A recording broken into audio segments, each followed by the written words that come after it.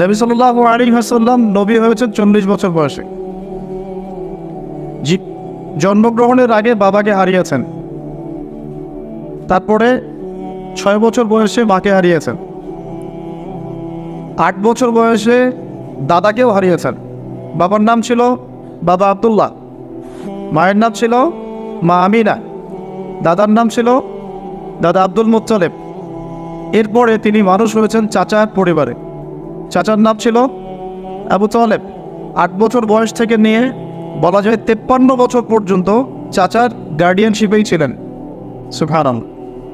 এই চাচা আবু তালেব নবী সাল্লাল্লাহু আলাইহি ওয়াসাল্লামের জন্যে এবং দিন ইসলামের জন্যে, কারণ তার ভাতিজার দিন তো তারই দিন,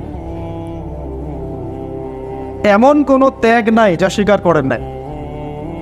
চাচা আবু তালেব নবী সাল্লাল্লাহু আলাইহি ওয়াসাল্লামকে যে সাপোর্টটা দিয়েছেন, এই সাপোর্টটা আমরা সবাই মিলেও এখনো দিতে পারি নাই।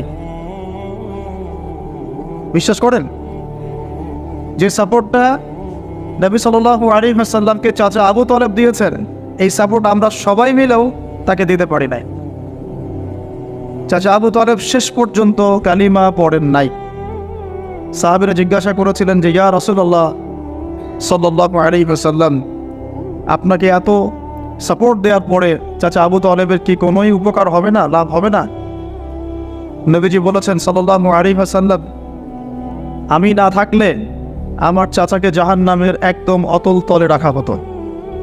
আমার কারণে আল্লাহ রাব্বুল আলামিন তাকে জাহান্নামের উঁচু জায়গায় রাখবেন, জাহান্নামের উঁচু জায়গায় রাখবেন, যেখানে আগুন তার পায়ের গোড়ালি স্পর্শ করবে, এতেই তার মগজ টকবক করে ফুটতে থাকবে। আপনারা কি আমার বাংলা ভাষা বুঝতে পারছেন? এমন কোনো সাপোর্ট নাই চাচা দেন নাই। মক্কার প্রায় 13 বছর যখন দাওয়াতি কাজ করছেন নবী সাল্লাল্লাহু আলাইহি ওয়াসাল্লাম, মানুষ গালি দিচ্ছে, কেউ থুতু নিক্ষেপ করছে, কেউ নামাজরত অবস্থায় মাথার উপরে উটের নাড়ি ভুড়ি চাপিয়ে দিচ্ছে, কেউ বলছে এই ব্যক্তি জাদুকর, এই ব্যক্তি গণক, এই ব্যক্তি মিথ্যাবাদী, নাউজুবিল্লাহ, এই ব্যক্তি ফারিকুল জামাত বিভক্তকারী, এই ব্যক্তি মাজনুন, পাগল। তাকে আগলে রেখেছেন তার চাচা। মানুষ অর্থনৈতিক বয়কট করছে, চাচা আগলে রেখেছেন। 3 বছর সমাজ থেকে বহিষ্কার করা হয়েছে, গাছের ছাল পাতা খেয়ে থেকেছেন বনু হাশিম, চাচা আগলে রেখেছেন। চাচা ছোটবেলা থেকে তাকে এত মহব্বত করেছেন, তার ছেলেদেরকে নিয়ে যখন খেতে বসতেন, আমাদের নবী সাল্লাল্লাহু আলাইহি ওয়াসাল্লাম একটু লাজুক ছিলেন, তিনি শোরগোল করতেন না, চুপচাপ খেতেন। চাচা আলাদা করে একটা খাবার রেডি করে তাকে আলাদা করে ডেকে খাওয়াতো, কারণ সবার সামনে হয়তো সে বলতে পারছে না, লজ্জা পাচ্ছে, শাই ফিল করছে, বাবা নাই মানুষের সংসারে, হয় না? এটা আপনারা হয়তো সবাই বুঝবেন না, আমরা বুঝি। যারা বাবা বা মা ছাড়া বড় হয়েছে অন্যের সংসারে, তারা এগুলো বুঝতে পারে। নবী সাল্লাল্লাহু আলাইহি ওয়াসাল্লাম এতিমদের প্রতি এত রহমদিল কেন ছিলেন? কারণ তিনি তো এতিম অবস্থায় বড় হয়েছে, তিনি তার কষ্টটা বুঝতেন। আর আমরা যদি এখানে যদি কেউ এতিম থাকেন, তিনি বুঝবেন এতিমের সাইকোলজি কেমন, তার চাহিদা কেমন, কষ্ট কেমন। আমি তো বারবার বলে আসছি কয়েকদিন থেকেই, আমাদের তো কারো সন্তান মারা যায়নি, আমাদের কারো সন্তানকে তো বোম মেরে বুলেট দিয়ে গুলি করে হত্যা করা হয়নি, আমরা তো সেই লাশ দাফন করি নাই। তাহলে আমরা কিভাবে প্যালেস্টাইনের মাজলুম ভাইদের আর্তনাদ আমাদের কান পর্যন্ত পৌঁছাবে? কিভাবে পৌঁছাবে না, পৌঁছালেও কলব পর্যন্ত পৌঁছাবে না। আমার সাথে তো এটা হয় নাই। তো ওই দিকে আমি পরে আসতেছি। চাচা আবু তালেব তাকে এত মহব্বত করেছেন, আমি ভাষায় প্রকাশ করতে পারব। আর আমরা চাচা আবু তালেব সম্পর্কে অনেক সময় আলোচনা করি, কিন্তু তার চাচির কথা ভুলে যায়। তার চাচির নাম ছিল ফাতিমা। কি নাম ছিল? এই নামে তিনি তার মেয়ের নাম রেখেছেন। এই ফাতিমা, তার চাচি, নবী সাল্লাল্লাহু আলাইহি ওয়াসাল্লামকে আলাদা করে ডেকে খাওয়াতেন, মহব্বত করতেন। তিনি কিন্তু তার সন্তান না, অন্য কারো সন্তান। একজন মেয়ের পক্ষে অন্যের সন্তান মানুষ করা চারটাকাটি কথা না। সতীনের সন্তানই সহ্য করতে পারে না।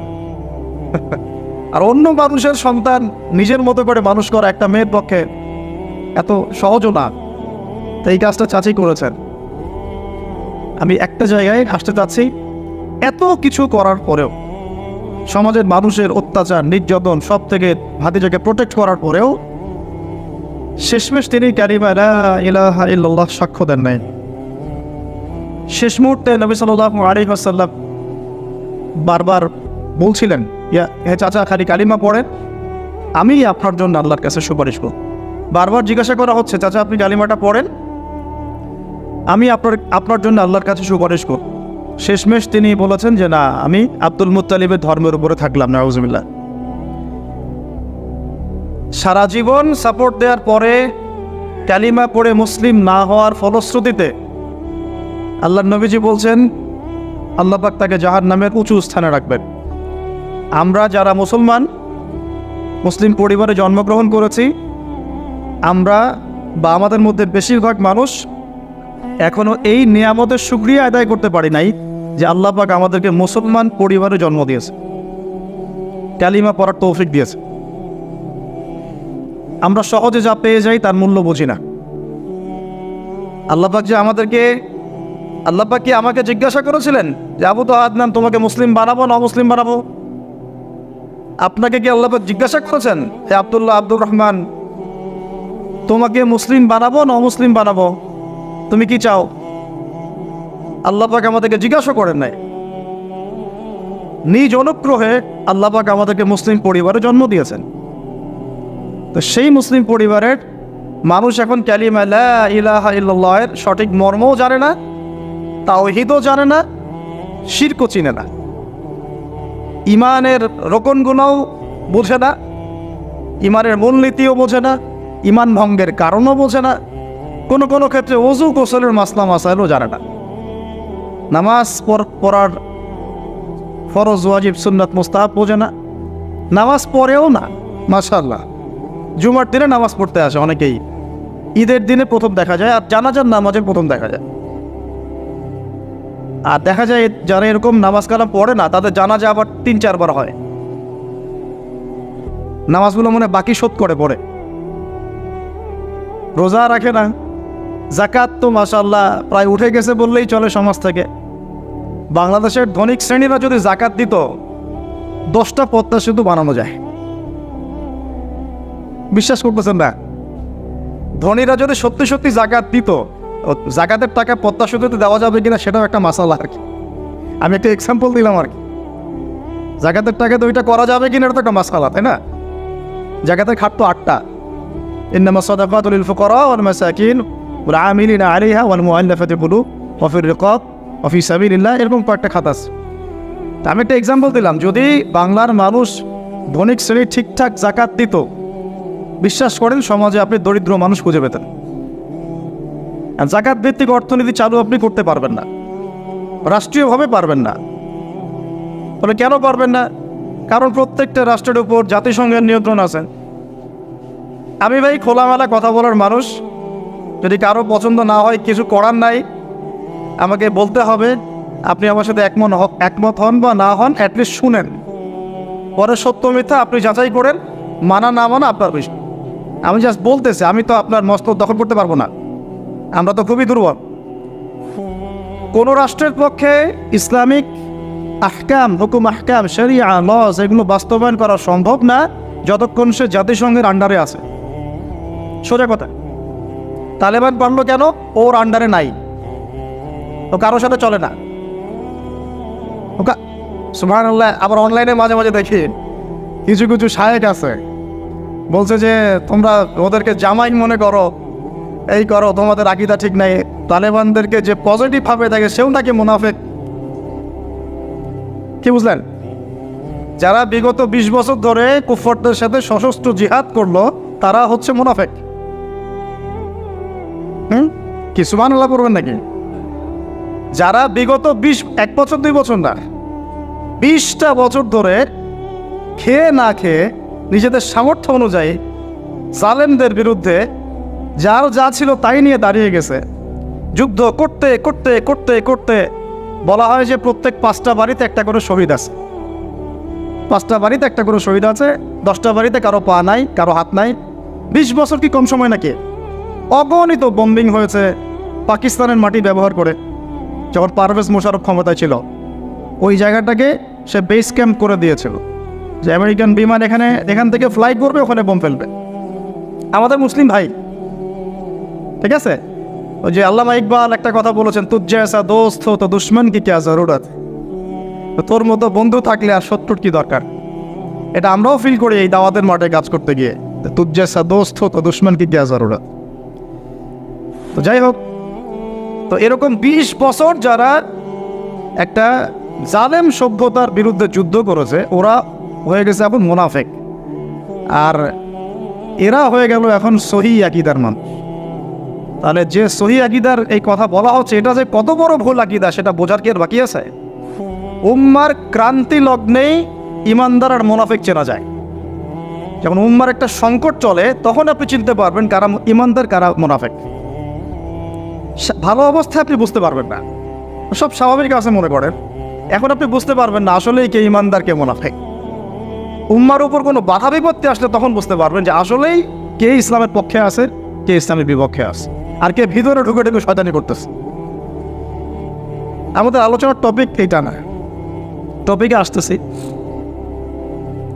আমি একটা কথা বলতে চাচ্ছিলাম যে আল্লাহ পাক যে আমাদেরকে জিজ্ঞাসা না করেই মুসলিম পরিবারে জন্ম দিয়েছেন, এই নেয়ামতের শুকরিয়া আমরা আদায় করতে পারবো না। যদি সারা জীবন সেজদায় পড়ে থাকি এখন থেকে নিয়ে, আমরা শুধু তাওহীদের অনুসারী হয়েছি, এই কৃতজ্ঞতাই আমরা আদায় করতে পারবো। আমরা দিনের জন্য কিছুই করি নাই, আমাদের দ্বারা ইসলামের বড় বড় খেদমত হয়েছে এমন না। আবু তালেব একা যা করেছেন, আমার মতো 100 জন আবু তালেব তা করতে পারে নাই, পারবে না, এটাই সত্য কথা। আবু তালেব কোন অবস্থায় করেছেন? যখন চতুর্দিক থেকে আল্লাহর নবীকে সবাই ছিছি করছে, গালিগালাজ করছে, হত্যার পর্যন্ত চেষ্টা করছে। পুরো সমাজ একদিকে, আবু তালেব একাই একদিকে। তার কাছে প্রস্তাব দেওয়া হয়েছে, তোমার ভাতিজাকে আমাদের হাতে তুলে দাও, নাহলে আমরা ব্যবস্থা নেব। সে বলছে, আমি আমার ভাতিজাকে তোমাদের হাতে তুলে দিব না যতদিন না আমার দেহ মাটির তলে না যাচ্ছে। হ্যাঁ, তিনি নবীজিকে গিয়ে বলছেন, তা আমার বৃদ্ধ কাঁধের উপর এত বোঝা দিও না ভাতিজা, আমার বয়স হয়ে গেছে, ওরা তোমাকে বলছে তুমি দাওয়াতটা ছেড়ে দাও। নবীজি বলছেন, আমার ডান হাতে যদি চাঁদ এনে দেওয়া হয়, বাম হাতে সূর্য এনে দেওয়া হয়, চাচা আমি এই দাওয়াত ছাড়তে পারবো না। হয় আমি এই পথে দাওয়াত দিতে দিতে আমার এই দিন বিজয়ী হবে, না হলে আমি হালাক হয়ে যাব। তখন কি হলো? তখন তিনি বললেন যে ওরা তোমার দিকে আসতে পারবে না দলে দলে, যতক্ষণ না আমি আবু তালেব দাফন হচ্ছি মাটির তলে। কথা বুঝতে পারছেন?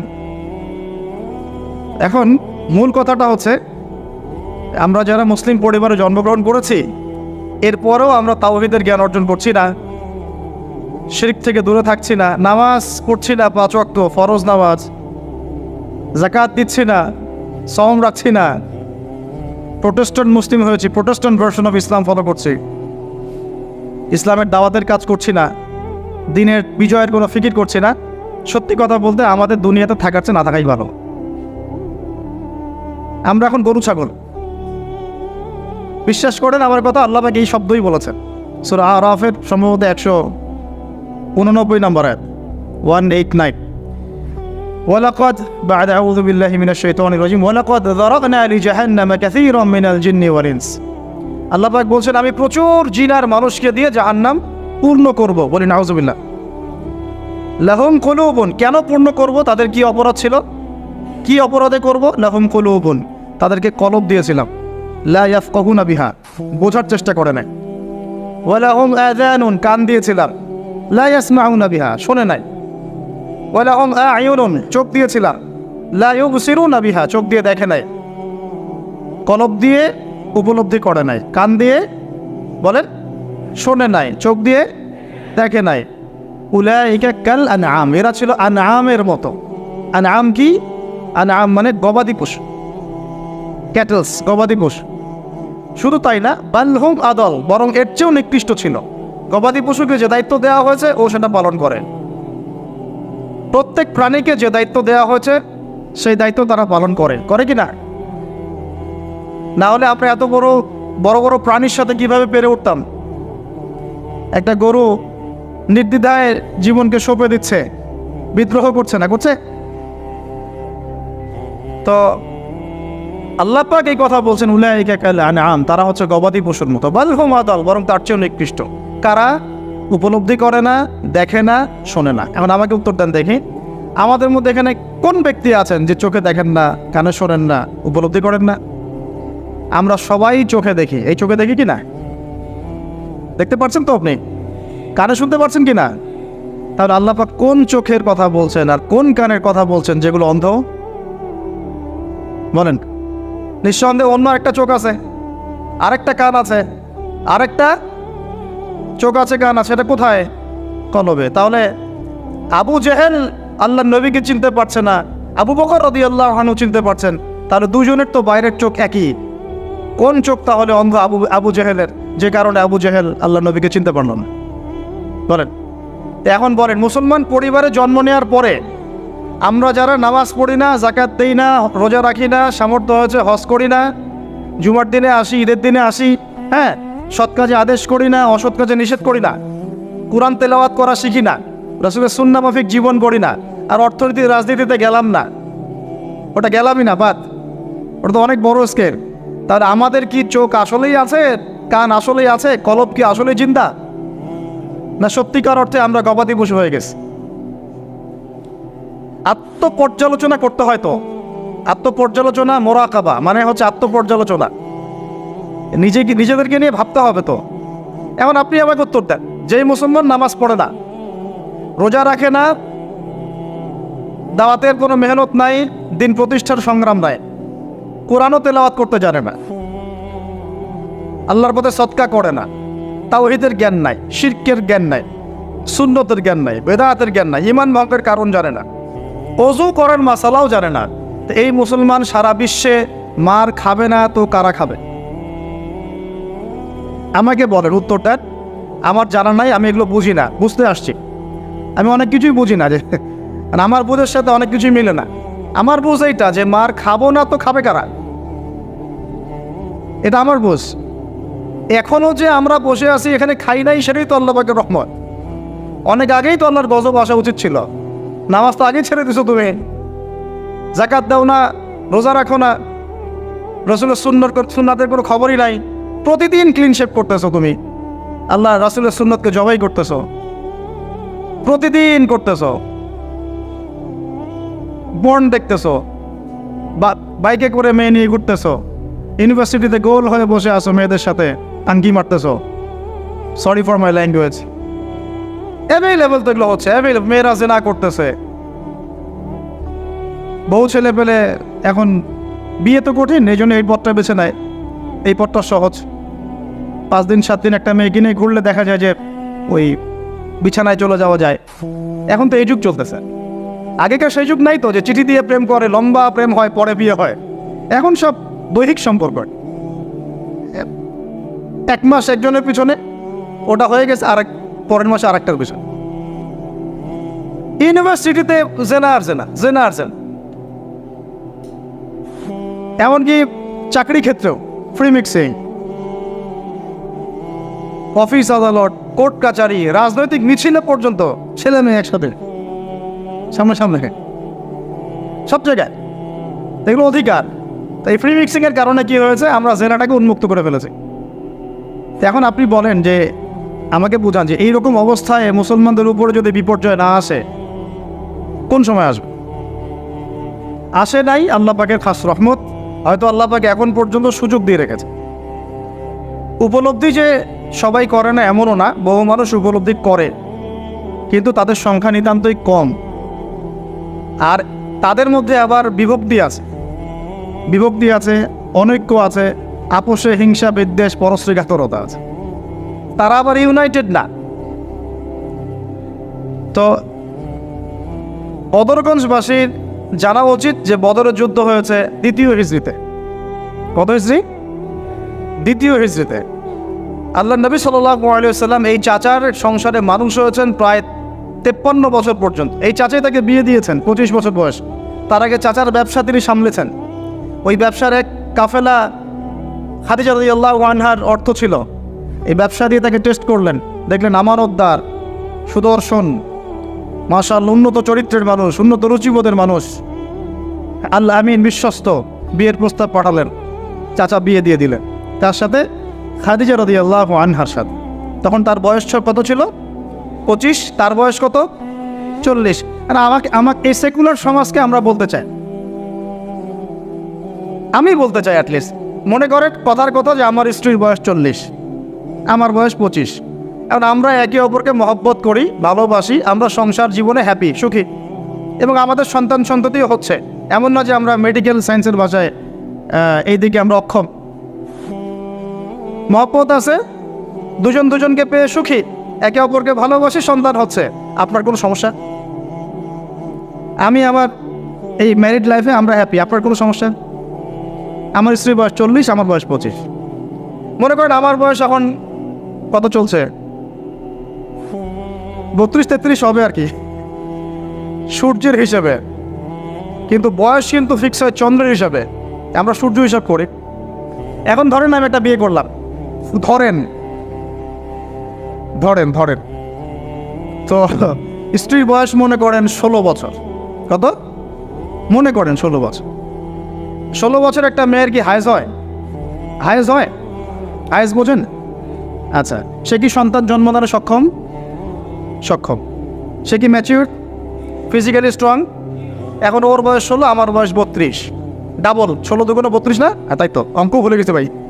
আচ্ছা, এখন ও আমার সাথে হ্যাপি, আমি তার সাথে হ্যাপি, সন্তান জন্ম হচ্ছে, দুজন সুখে আছি, মহব্বতের সাথে আছি, সুস্থ আছি, কোনো সমস্যা আপনার? তো এই হলো অবস্থা, সার্কাস। এখন এই 16 বছরের মেয়ে, আপনার মেয়ে, আপনি বিয়ে দিতে পারবেন না। বলবেন যে আপনি রাষ্ট্র আইনের বিরুদ্ধে কথা বলছেন। না, আমি বিরুদ্ধে কথা বলছি। আমি বুঝাচ্ছি যে এটা কতটা অসার একটা আইন। 16 বছরের একটা মেয়ে যদি জেনা করে, আপনি উৎসাহিত করছেন। 16-17 বছরের মেয়েরা জেনা করে না? স্কুলে, কলেজে, বিশ্ববিদ্যালয়ে, এইখানে ওইখানে, এর বিরুদ্ধে আপনার ব্যবস্থা কি, অ্যাকশন কি?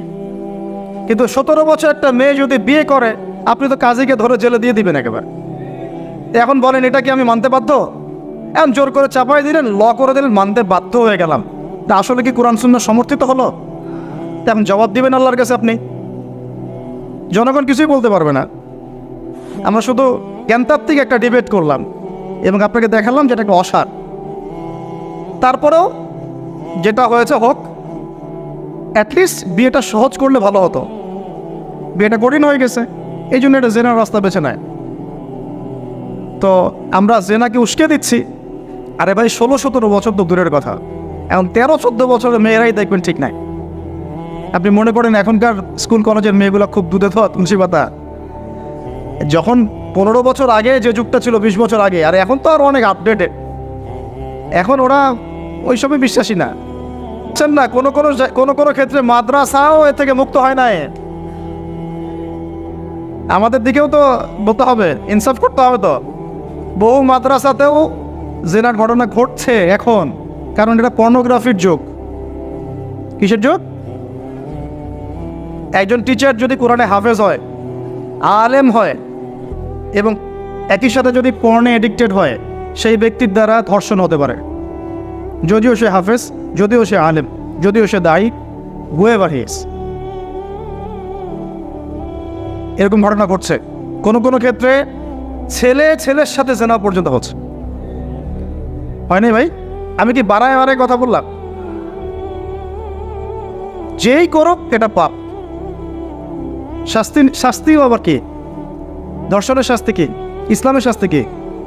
মৃত্যুদণ্ড। কয়টা কার্যকর করতে পারবেন আপনি? তো সব থেকে সমস্যা, আমি যে পয়েন্টে আছে এখানে চলে আসেন। সেটা হলো, তার বয়স তখন 40, আমাদের নবীজির বয়স 25, ম্যারিড জীবনে হ্যাপি, 6টা সন্তান হয়েছে। কয়টা? আর নবী সাল্লাল্লাহু আলাইহি ওয়াসাল্লাম খাদিজা রাদিয়াল্লাহু আনহার কাছ থেকে যে মমতা, যে ভালোবাসা, যে সাপোর্ট পেয়েছেন, এটা বিরল। এই যুগে এমন মেয়ে পাওয়া হয়তো বা সম্ভব, কারণ এই যুগে তো আমরাও সাহাবীদের মতো না। আমরা যদি সাহাবীদের মতো না হতে পারি, আমরা মহিলা সাহাবীদের মতো স্ত্রী আশা করি কিভাবে? তো বিয়ে হলো মাশাআল্লাহ। এখন নবী সাল্লাল্লাহু আলাইহি ওয়াসাল্লামের কাছে সমাজের জাহিলিয়াত ভালো লাগে না। একটু বোঝার চেষ্টা করি, কি জাহিলিয়াত ভালো লাগে না? তিনি দেখেন যে মক্কার মানুষ মূর্তি পূজা করে, তিনি দেখেন মক্কার মানুষ সুদ খায়, মক্কার মানুষ জেনা করছে, মাদক খাচ্ছে, হানাহানি মারামারি কাটাকাটিতে আছে, তার এগুলো ভালো লাগে না। তিনি এখান থেকে সরে যান, দূরে দূরে থাকেন, দূরে দূরে থাকেন। হেরা পাহাড় আছে, হেরা গুহা, ওই পর্বতের গুহায় তিনি একা একা নির্জনতা অবলম্বন করেন। কারণ যখন আপনি একটা ভালো রাস্তায় থাকবেন, সমাজের অন্যান্য খারাপ বিষয়গুলো আপনার পছন্দ হবে না, নিজে থেকে ভালো লাগবে না। এই যে আপনি আমি যতটুকু ইমানদার, পাশে কনসার্টের গান কানে আসলে আপনার খারাপ লাগে না? লাগে তো, আপনি বুঝতে পারেন না? চোখের মধ্যে খারাপ কিছু পড়ে গেলে আপনার খারাপ লাগে, মনে হয় যে এখান থেকে চলে যেতে পারলেই বাঁচি। আপনি বাসে যাচ্ছেন, দেখলেন যে ড্রাইভার গান ছেড়ে দিল, দিদি তেরা দেবার দিওয়ানা, আর বাসে কেন জানি এসব গানই বাজে। আমরাই নাকি ভাষার জন্য আবার যুদ্ধ করেছি, লজ্জা আমাদের। আমরাই নাকি ভাষার জন্য রক্ত দিয়েছি, কিন্তু আমাদের সব কেন জানি হিন্দি সংস্কৃতি। হ্যাঁ, তো কত বড় ভণ্ডামি আমাদের মধ্যে আছে দেখেন। ভাষার জন্য আমরা লড়াই করেছি, জীবন দিয়েছি, গর্বের, এটা অবশ্যই আমাদের জন্য গর্বের। কিন্তু আমাদের ঘরে ঘরে এখন হিন্দি কেন? ঘরে ঘরে হিন্দি কেন? তাহলে আমরা কি এটা কি দিবস পালন করার বিষয়, না আদর্শ লালন করার বিষয়? কোর্ট কাচারি অফিস আদালত সব কিছুর ভাষা হচ্ছে ইংরেজি, ওখানে বাংলা চলে না কেন? আমরা কি ইংরেজির জন্য যুদ্ধ করেছি? এই উপমহাদেশ 200 বছর শাসন করেছে ব্রিটিশরা, ওরা চলে গেছে, 200 বছর পিটিয়েছিল খুব আমাদেরকে, তারপর আমাদের বাপদাদারা যুদ্ধ করে ওদেরকে এখান থেকে তাড়িয়ে দিয়েছে। কিন্তু ওরা চলে গেলেও ওদের কোনো সুন্নত নিয়ে যায় নাই, ওদের সব সুন্নত দিয়ে গেছে। কোর্ট কাচারির সুন্নত দিয়ে গেছে, অর্থনৈতিক ব্যাংকিং সুন্নত দিয়ে গেছে, রাজনৈতিক সুন্নত দিয়ে গেছে, এমনকি পোশাক আশাকের সুন্নতও দিয়ে গেছে, এমনকি বাথরুমের টয়লেট ওইটাও দিয়ে গেছে। সবখানে এখন হাই কমোড ব্রিটিশ ইংলিশ। তো ওরা কি আসলেই চলে গেছে আর আমরা কি আসলেই স্বাধীন? কে বলবে এগুলো আর কে ভাববে? আর মানুষ এগুলো কবেই পজিটিভলি নেওয়ার চেষ্টা করবে আল্লাহ ভালো জানেন। বাট আমরা বলে যাচ্ছি ইনশাআল্লাহ একদিন না একদিন ইসলাম হবে ইনশাআল্লাহ। আল্লাহ পাক যেন সহজ করেন এবং কবুল করেন। এখন কথা হচ্ছে যে তিনি দেখেন আরবের লোকজন সুদ খায়, মদ খায়, জেনা করে ইত্যাদিতে, তিনি একা একা থাকা শুরু করলেন। একা থাকতে থাকতে ওই সময় তিনি যেভাবে ইবাদত করতে পারতেন সেভাবে ইবাদত করেছেন। কারণ আগেও ইবাদতের কিছু সিস্টেম ছিল, কারণ আরবের মানুষরা দাবি করতো তারা হচ্ছে মিল্লাতে ইব্রাহিমের উপর আছে, বিকৃত, কিন্তু ওরা মনে করতো আমরা ইব্রাহিমের ধর্মের উপরেই আছি। এখন 40 বছর বয়সে নবী সাল্লাল্লাহু আলাইহি ওয়াসাল্লামের কাছে প্রথম ওয়াহিটা চলে আসতো। প্রথম ওয়াহি কি ছিল ভাই? কোন সূরা? সূরা আলাকের কত নম্বর আয়াত? প্রথম আয়াতটা, প্রথম ওয়াহিটা কি সংক্রান্ত ছিল? নামাজ পড়ো, রোজা রাখো, হজ করো, যাকাত দাও, মূর্তি পূজা করো না। কি বলেছেন আল্লাহ পাক? ইকরা বিসমি রাব্বিকাল্লাযী খালাক। হে নবী, কথাটা বুঝুন, হে নবী মুহাম্মদ সাল্লাল্লাহু আলাইহি ওয়াসাল্লাম, আপনি যেগুলো দেখে ব্যথিত, যে সমাজটার এই যে জাহেলিয়াত আপনি দূর করতে চান, যাদেরকে নিয়ে আপনি চিন্তাগ্রস্ত, আপনার কাছে ভালো লাগে না এই জাহেলিয়াতগুলো, এগুলোকে দূর করতে হলে আগে পড়াশোনা করতে হবে, জ্ঞান লাগবে। আগে কি লাগবে? ওই জায়গায় মুসলমানরা পিছিয়ে পড়ার কারণে আজকে এই অবস্থা হয়েছে। দুজনের বুঝে আসছে, দুজন ঠিক বলছে। ওই ইকরা বিসমি রাব্বিকাল্লাযী খালাক, এই পড়াশোনা থেকে আমরা পিছিয়ে পড়েছি বলেই আমাদের আজকে অবস্থা হচ্ছে। বলছেন, এখন বলবেন যে আমরা তো পড়াশোনা করছি, সাক্ষরতার হার তো আমাদের 80, 67, 77 এরকম আর কি। তো সত্যিই কি পড়ছি?